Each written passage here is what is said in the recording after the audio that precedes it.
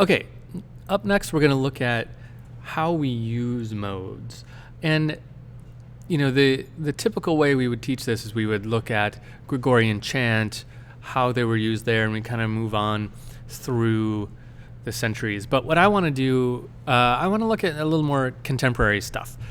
So we are going to look at a little bit of chant, but mostly I want to show you how people are using them now, because they've had a big resurgence in the last maybe 50 years. And people like using them again because they have that kind of quirkiness to them, or just a little more complex emotion, I think.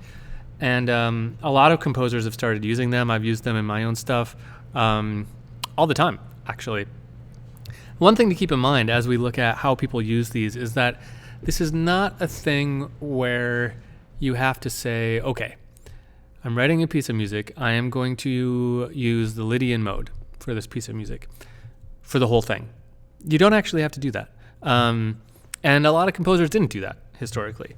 In the chant stuff, they did, because the mode had a meaning. And if you went outside of that mode, or you transitioned to a different mode in a single piece of music, you just didn't do that. But in the modern usage, you will find people who have a passage in a certain mode, another passage in another mode, and combine them all together to make a more delicate narrative. Think of it like a book. In a book, if you're reading a happy book, it's not all happy from beginning to end, right? There's a spectrum of emotions that happens, and that's what you can do with modes if you transition between them. So this is not like, we're going to pick a mode and we're going to do it for the whole thing.